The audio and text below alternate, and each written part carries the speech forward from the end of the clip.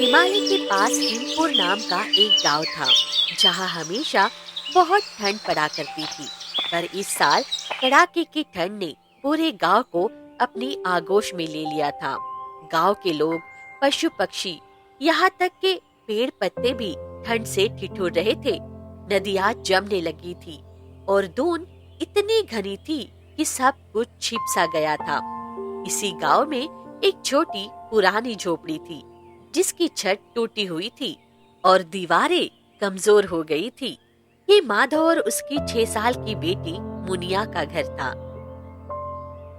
पिताजी, इस साल गांव में कितनी ठंड पड़ रही है। पहाड़, नदियां, झरने भी ठंड की वजह से जम चुके हैं। पता नहीं ये ठंड कब कम होगी। मुझे तो बहुत डर लग रहा है पिताजी। अरे मुनिया, ठंड से भी कोई डरता है? तुम तो मेरी बहादुर बेटी हो। ऐसा डर क्यों रही हो? ये तो सिर्फ मौसम है बेटी। ठंड तो हर साल आती है और फिर चली भी जाती है। नहीं पिताजी, इस बार बहुत अधिक ठंड पड़ रही है। पिताजी, कहीं हमारा घर ठंड से बर्फ का तो नहीं बन जाएगा ना? इस बार हमारे पास अच्छे गर्म कपड़े भी नहीं है। मुझे मेरी गुड़िया की भी चिंता हो रही है। मेरी गुड़िया कहीं बर्फ की तो नहीं बन जाएगी। फिर मैं किसके साथ खेलूंगी? चिंता मत कर मुनिया, मेरी प्यारी प्यारी गुड़िया। देखना, ये ठंड भी जल्दी चली जाएगी। ये घर हमारा पुराना और कमजोर जरूर है बेटी, परंतु ये हमेशा हमें सुरक्षित और गर्म रखता है। तुझे एक बात बताऊं, पर किसी से कहना नहीं। तुझे पता है, इस घर में एक जादू छुपा हुआ है जो इसमें रहने वाले लोगों की विपरीत परिस्थितियों में सुरक्षा करता है। क्या? सच में पिताजी? हमारा घर क्या सच में जादुई घर है? क्या ये घर कभी नहीं जमेगा, जैसे बाहर नदी और झरने का पानी जम गया है? नहीं, कभी नहीं। जब तक इस घर में रहने वाले लोग इसमें प्यार, विश्वास और ईमानदारी से रहेंगे, ये हमारी प्यारी झोपड़ी हमें कभी ठंड नहीं लगने देगी बेटी। पिताजी, क्या ये बात माँ को पता है? माँ जब नानी के घर से वापस आएंगी तो मैं उन्हें बताऊंगी कि हमारा घर जादुई है। हाँ हाँ, तेरी माँ जब वापस आएगी तो बता देना। चल, अब सो जा। सुबह तुझे स्कूल जाना है और मुझे भी खेत पर काम है। इसके बाद मुनिया सो जाती है और अगली सुबह जब सूरज निकलता है और ठंड थोड़ी कम होती है तो उसी समय गांव का एक लालची सेठ, जिसका नाम मंगल था, वो माधव के घर आता है और जोर जोर से माधव का नाम लेकर चिल्लाने लगता है। माधव, अरे माधव, दरवाजा खोल। मेरे पैसे अभी तक नहीं मिले और तू घोड़े बेचकर सो रहा है। ये सोने का समय नहीं है। मुझे मेरे पैसे वापस चाहिए। अरे मंगल सेठ, इतनी सुबह सुबह आप यहाँ कैसे? मैं कितनी देर से तुझे आवाज दे रहा था माधव, तुझे सुनाई नहीं दे रहा था क्या? मैं सो नहीं रहा था सेठ जी, मैं पूजा कर रहा था। आपने यहाँ आने का कष्ट क्यों किया? मुझे संदेश भिजवा देते तो खेत जाते जाते मैं खुद ही आ जाता आपके पास। ओहो, बड़ा आया। मैंने तुझ जैसा झूठा आदमी अपने पूरे जीवन में नहीं देखा। तू अपनी बात से मुकर गया है माधव। नहीं नहीं सेठ जी, ऐसी तो कोई बात नहीं है। और आप ये क्या कह रहे हैं? मैंने क्या झूठ कहा आपसे? और मैं अपनी किस बात से मुकर गया हूँ, मुझे भी तो बताइए। मैंने क्या कहा था तुझसे?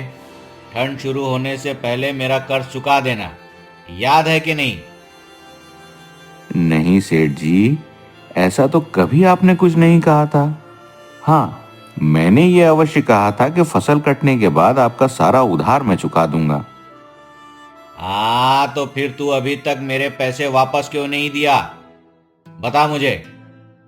परंतु सेठ जी, मेरी फसल अभी खेत में ही है और कटाई के लिए तैयार नहीं हुई है। वो सब मैं कुछ नहीं जानता हूँ माधव। मुझे तेरी फसल से कोई लेना देना नहीं है। तेरी फसल कटे या ना कटे, मुझे मेरा पैसा वापस चाहिए, मतलब चाहिए। मैं आज तो जा रहा हूं, परंतु कल मुझे मेरे पैसे वापस चाहिए। मैं कल फिर आऊंगा। कल फिर वापस आने की बात कहकर लालची मंगल सेठ वहाँ से चला जाता है और बेचारा माधव सारा दिन चिंता में रहता है और बहुत गहरी सोच में पड़ जाता है कि मंगल सेठ को पैसे कहाँ से लाके दे। फिर माधव अपने एक मित्र रमेश को याद करता है और उसके पास मदद मांगने के लिए जाता है। अरे माधव, आओ आओ, बहुत दिनों के बाद आए हो। और सुनाओ, क्या हाल है? सब कुशल मंगल तो है ना? हाँ, सब ठीक है मित्र। तुम बताओ, तुम कैसे हो? क्या हुआ माधव, सब ठीक तो है? चेहरे पर उदासी छाई हुई है तुम्हारे। कुछ चिंता में लग रहे हो। क्या हुआ? मुझे भी तो बताओ मेरे मित्र। क्या बताऊं भाई रमेश, मैंने कुछ पैसे मंगल सेठ से यह कहकर उधार लिए थे कि जब मेरी फसल बिक जाएगी तो उसके बाद मैं आपको आपके पैसे वापस कर दूंगा। परंतु आज सुबह तड़के ही मंगल सेठ मेरे घर आ धमका और कहने लगा कि मुझे मेरे पैसे अभी वापस चाहिए। इस बात को लेकर मैं बहुत चिंता में हूं। अरे, ये तो सरासर गलत बात है। मंगल सेठ ऐसा अन्याय कैसे कर सकता है? तुमने उसे बोला नहीं क्या कि ये तो बेईमानी है? फसल के बिकने के पहले तुम उसे पैसे कहां से दे सकते हो? वो कैसे इस प्रकार से पैसे मांग सकता है? मैंने उसे समझाने का बहुत प्रयास किया, परंतु मंगल सेठ मानने को तैयार ही नहीं है। भाई रमेश, इसलिए मैं तुम्हारे पास आया हूं। मुझे कुछ पैसे उधार मिल सकते हैं क्या? मैं मंगल सेठ को उसके पैसे वापस कर देता और जब फसल पक जाएगी तो उसे बेचकर तुम्हें तुम्हारे पैसे वापस लौटा देता। विचार तो तुम्हारा बहुत अच्छा है माधव, परंतु मेरी हालत भी अभी अच्छी नहीं है। मेरे पास भी अभी पैसे नहीं है मेरे मित्र। तुमने पहली बार मुझसे कुछ मांगा है, परंतु तुम्हारी सहायता करने में मैं अभी असमर्थ हूँ। मेरी हालत भी अब तुम्हारे ही जैसी है। मुझे भी फसल बिकने का इंतजार है। रमेश से भी सहायता ना मिल पाने पर माधव को कोई रास्ता दिखाई नहीं देता। वो हताश और निराश होकर घर वापस आता है और अगली सुबह लालची मंगल सेठ फिर से माधव के घर आ जाता है। माधव, ए माधव, आज तुझे मेरे पैसे वापस करने हैं, याद है कि नहीं? सेठ जी, क्षमा चाहता हूँ। इस बार मौसम खराब होने के कारण फसल अच्छी नहीं हुई। मैं पूरा प्रयास कर रहा हूँ। मुझे बस 1-2 महीने का और समय दे दीजिए, मैं आपका कर्ज चुकता कर दूंगा। 1 महीना? नहीं नहीं, 1 महीना बहुत होता है। मैं इतना समय नहीं दे सकता। मेरे पैसे पेड़ पे नहीं उगते हैं माधव। मैंने तुझे 1 दिन का समय दिया था, बस अब और समय नहीं दे सकता। तेरे जैसा झूठा आदमी मैंने अपने पूरे जीवन में नहीं देखा।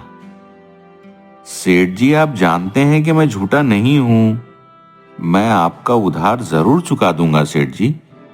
मैंने बहुत प्रयास किया, परंतु मुझसे व्यवस्था नहीं हो पाई। आप बस मेरी फसल कटने तक तो रुक जाइए। फसल बेचकर मैं आपको आपके पैसे लौटा दूंगा। लौटा देगा? कब लौटाएगा माधव? जब मैं बूढ़ा हो जाऊंगा या मर जाऊंगा तब? मुझे तेरी आंखों में बेईमानी दिख रही है।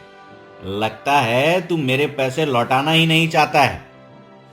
नहीं नहीं सेठ जी, बहुत जल्दी ही मैं आपको आपके पैसे लौटा दूंगा।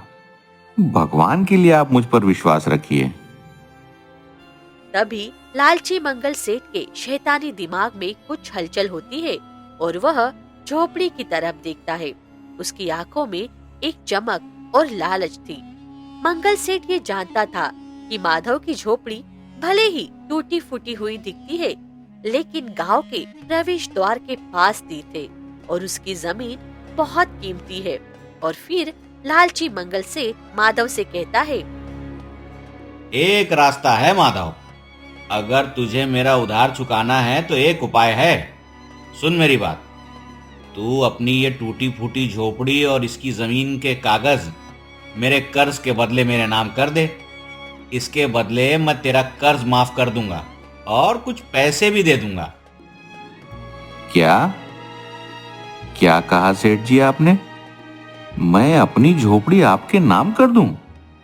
सेठ जी, ये झोपड़ी मेरी पुरखों की निशानी है, मैं इसे नहीं बेच सकता। बेचनी नहीं, देनी पड़ेगी, वरना मैं तुझे कचहरी में घसीटूंगा और तब तुझे ना ये झोपड़ी मिलेगी और ना ही पैसे। ऊपर से मेरा उधार भी ब्याज के साथ चुकाना पड़ेगा, याद रख।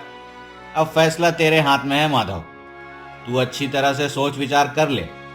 तेरे पास इस झोपड़ी को मेरे नाम करने के सिवा कोई और रास्ता नहीं है। पास ही खड़ी मुनिया मंगल सेठ और माधव की सभी बातें सुन रही होती है। उसकी आंखें आंसुओं से भरी हुई थी। मुनिया को रोता देख माधव मुनिया से कहता है, मुनिया, रो क्यों रही है बेटी? क्या हुआ? पिताजी, मैंने आपकी और मंगल सेठ की सारी बातें सुन ली हैं। क्या मंगल सेठ हमारे घर को खरीद लेंगे? क्या वो हमारे घर से हमको निकाल देंगे? अरे नहीं मुनिया, ऐसे कैसे हमें कोई हमारे घर से निकाल देगा? मैं कुछ ना कुछ व्यवस्था कर लूंगा और मंगल सेठ को उसके पैसे वापस कर दूंगा। हम यहाँ से नहीं जाएंगे, ये हमारा घर है और बाहर कितनी ठंड है, हम यहीं रहेंगे। चुप हो जा मेरी बच्ची, एक दिन सब ठीक हो जाएगा। अभी शायद भगवान को यही मंजूर है। हाँ, तो क्या सोचा तूने माधव? मेरे पैसे वापस करेगा या अपनी ये झोपड़ी मेरे नाम करेगा या फिर जेल जाएगा? मैंने तुझे रात भर का समय दिया था, सोचा तो होगा तूने। हाँ सेठ जी, मैं मजबूर हूं। मैं अपने कर्ज के बदले अपनी झोपड़ी आपके नाम कर दूंगा। ये हुई ना समझदारी वाली बात। इतनी सी बात समझने में तुझे बहुत देर लग गई। ये ले कागजात और इसमें अपने हस्ताक्षर कर दे। और हाँ, आज शाम तक तू और तेरी बेटी ये झोपड़ी खाली करके यहाँ से चले जाना चाहिए। सेठ जी, हमें बस इतना समय दीजिए कि हम अपना जरूरी सामान अपने साथ रख सकें। ठीक है, लेकिन देर मत करना। आज रात से ये झोपड़ी मेरी है। लालची सेठ जमीन के कागजात लेकर चला जाता है। वो झोपड़ी अब माधव की नहीं रही। माधव टूटी हुई झोपड़ी की दीवारों को छूता है और फिर उदास हो जाता है। पिताजी, अब हम कहाँ रहेंगे? बाहर बहुत ठंड है, मेरी गुड़िया को भी ठंड लग जाएगी। पता नहीं बेटी, बस इतना जानता हूं कि हमें इस घर को छोड़कर बाहर रहना पड़ेगा। हमने किसी का कभी बुरा नहीं किया, अब भगवान ही हमारी मदद करेगा।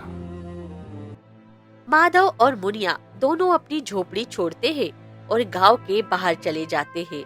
फिर एक बड़े और पुराने बरगद के पेड़ के नीचे छोटी सी जगह बनाकर बैठ जाते हैं। माधव कुछ सूखी घास और पत्तों से एक छेद बनाने की कोशिश करता है, लेकिन ठंड इतनी थी कि किसी भी चीज से कोई खास फर्क नहीं पड़ रहा था और दोनों ठंड से कांप रहे थे। पिताजी, क्या अब हम यहीं रहेंगे? यही हमारा नया घर है? नहीं मुनिया, मैं जल्दी ही कुछ ना कुछ व्यवस्था कर लूंगा। पिताजी, क्या वह झोपड़ी अभी भी जादुई होगी, भले ही वह मंगल सेठ की हो गई हो? पता नहीं बेटी, जादू तो वहां रहने वाले लोगों का होता है, किसी झोपड़ी का नहीं। अब बस हम दोनों को इस भयानक ठंड से अपना बचाव करना है। उधर मंगल सेठ खुशी खुशी माधव की झोपड़ी में रहने आता है और माधव की झोपड़ी को तोड़कर अपनी नई हवेली बनाने के सपने देखने लगता है। देखो तो कितनी अच्छी जगह है, वो भी एकदम सड़क के किनारे। मैं जल्दी इसे तोड़कर अपनी एक हवेली बनाऊंगा। बेचारा माधव, पता नहीं ठंड में वो और उसकी बेटी कहाँ ठिठुर रहे होंगे। तभी मंगल सेठ की अंतरात्मा उससे कहती है, इतनी ठंड में इस झोपड़ी में रुकना ठीक नहीं। छत टूटी हुई है और दीवारें भी कमजोर है। तूने एक गरीब और उसकी मासूम बेटी को बेघर किया है। तूने एक पाप किया है मंगल। अरे ये सब बकवास है। ये मेरे चालाक दिमाग और पैसे की ताकत है। मुझे माधव की झोपड़ी हथियाना था और वो मैं हथिया चुका हूँ। अब मुझे चैन की नींद सोना है। रात गहरी होती जाती है। जैसे ही चांद पूरी तरह से ऊपर आता है, रात और ठंडी होने लगती है। गहरा कोहरा छाने लगता है। झोपड़ी की दीवारों पर बर्फ जमना शुरू हो जाती है। यहाँ तक कि घड़े का पानी भी बर्फ बनने लगता है। उफ, हैं? ये क्या है? मैं इतने सारे कपड़े पहने हुआ हूँ, मोटी रजाई ओढ़ी हुई है मैंने, उसके बाद भी मुझे इतनी ठंड क्यों लग रही है? जरूर कहीं से हवा आ रही है। अरे ये बिस्तर, ये दीवारें इतनी ठंडी क्यों हैं? ये तो बर्फ की तरह ठंडी है।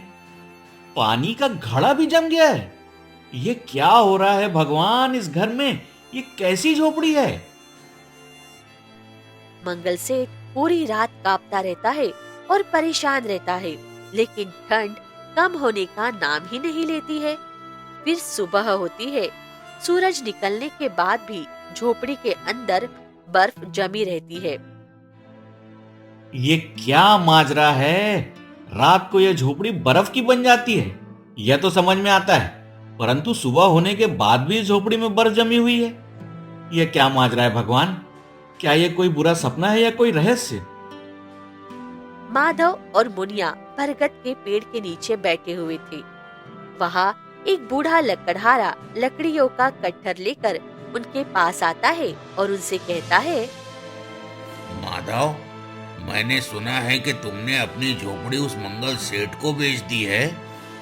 वो झोपड़ी तो तुम्हारे पूर्वजों की निशानी थी। तुम्हें उसे मंगल सेठ को नहीं बेचना था बेटा। हाँ काका, आपने सच सुना है। अपने दिल पर पत्थर रखकर मुझे अपनी प्यारी झोपड़ी मंगल सेठ को देनी पड़ी। कुछ परिस्थितियां ही ऐसी आन पड़ी थीं जिनके कारण मुझे निर्णय लेना पड़ा। ऐसी क्या बात हो गई जिसके कारण तुमने ऐसा किया? काका, मैंने मंगल सेठ से कुछ पैसे उधार लिए थे। उसे समय पर चुका नहीं पाया तो मजबूरी में मुझे मेरी झोपड़ी मंगल सेठ के नाम करनी पड़ी। मंगल सेठ उस झोपड़ी में सुखी नहीं रह पाएगा बेटा। क्या तुम जानते हो उस झोपड़ी का रहस्य? रहस्य? मुझे तो कुछ नहीं पता काका। मैं तो बस इतना जानता हूं कि वो मेरे पुरखों की एक पुरानी झोपड़ी है जिसे उन लोगों ने अपने खून पसीने से बनाया था। हाँ माधव, तुम्हारे पुरखों ने उसे बहुत मेहनत और अपने खून पसीने से तो बनाया ही था। साथ ही साथ उस झोपड़ी को बनाते समय उस पर एक पवित्र मंत्र भी पढ़ा था। मंत्र? कौन सा मंत्र और कैसा मंत्र काका?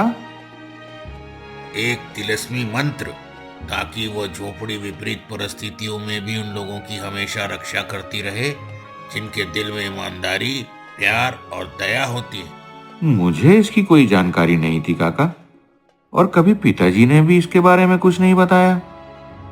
हाँ माधव, परंतु ये सच है। क्या तुमने कभी सोचा कि इतने कड़ाके की ठंड में भी वह झोपड़ी तुम लोगों को ठंडा क्यों नहीं लगने देती थी और पूरे घर को गर्म कैसे रखती थी?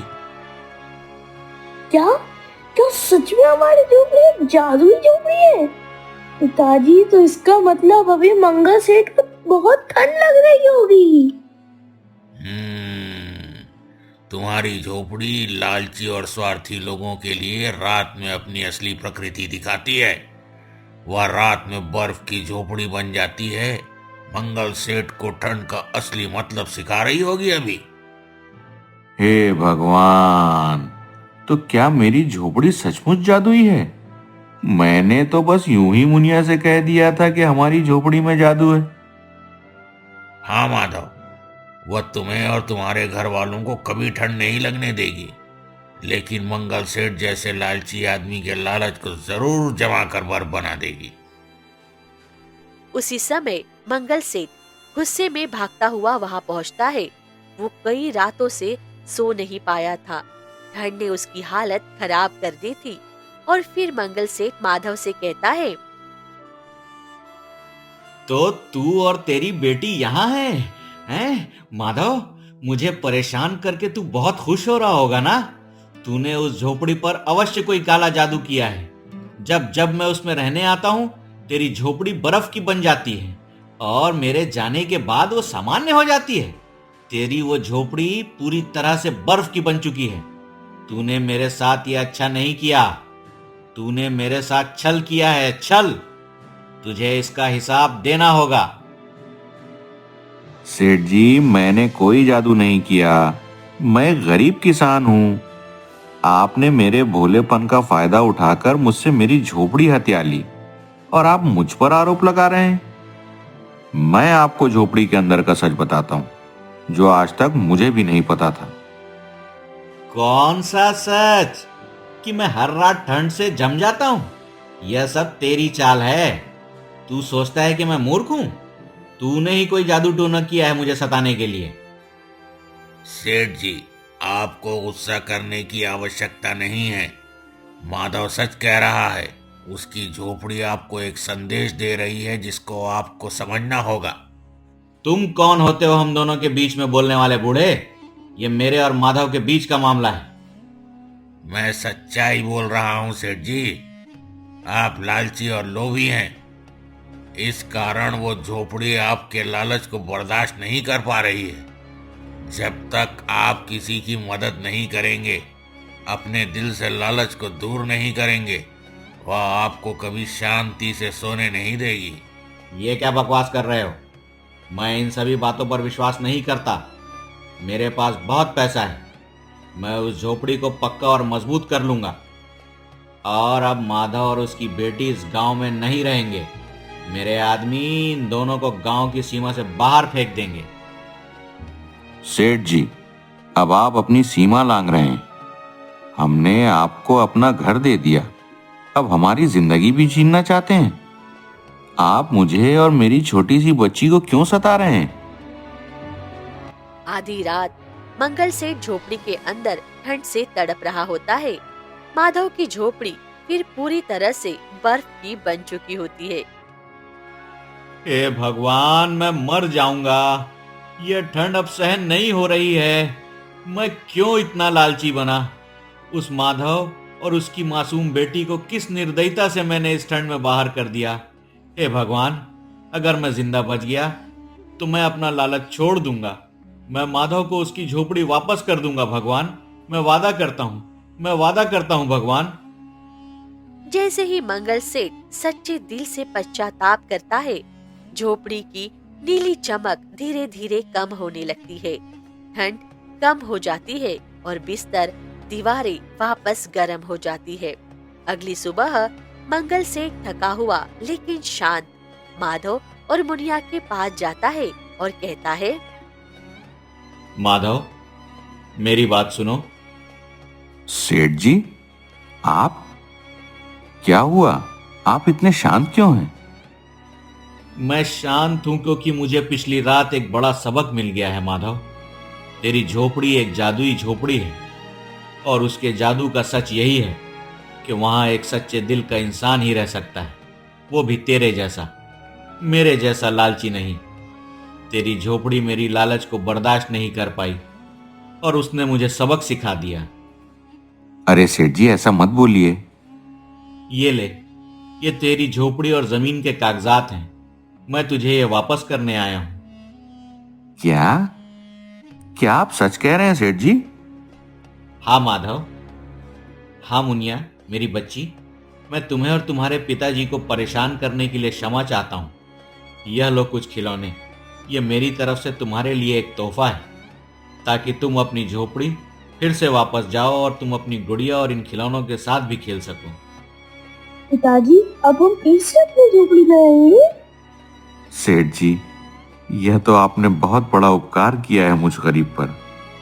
नहीं माधव, ये मेरे दिल का काम नहीं है, ये तुम्हारी जादुई झोपड़ी का काम है, जिसने मेरे अंदर के लालच को खत्म कर दिया और मुझे एक अच्छा इंसान बना दिया। आइए सेठ जी, बहुत ठंड है बाहर, आज आप हमारी ही झोपड़ी में बैठिए। नहीं माधव, अब वह सिर्फ तुम्हारा ही घर है। मैं अब अपनी हवेली वापस जा रहा हूं। कई रातों से सोया नहीं हूं। भगवान से प्रार्थना करो कि बस मुझे चैन की नींद आ जाए, क्योंकि अब मेरा दिल साफ हो चुका है और मैं एक अच्छा इंसान बन चुका हूं। माधव और मुनिया अपनी झोपड़ी में खुशी खुशी वापस आ जाते हैं। पिताजी, क्या अब हम हमेशा अपने घर में रहेंगे? क्या अब हमें ठंडी में बाहर नहीं रहना पड़ेगा? हाँ मेरी बच्ची, हमेशा, क्योंकि अब हमारे पास सिर्फ झोपड़ी ही नहीं है, सच्ची खुशियां भी हैं।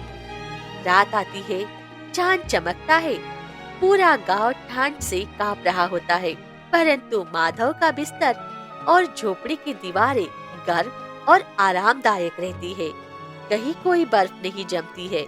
माधव और मुनिया चैन की नींद सोते हैं। कुछ घर मिट्टी के नहीं बने होते, बल्कि प्यार, स्नेह और ईमानदारी से बने होते हैं। वे हमें सिखाते हैं कि जिस घर में लालच बसती है, वह घर कभी सुखी नहीं होता।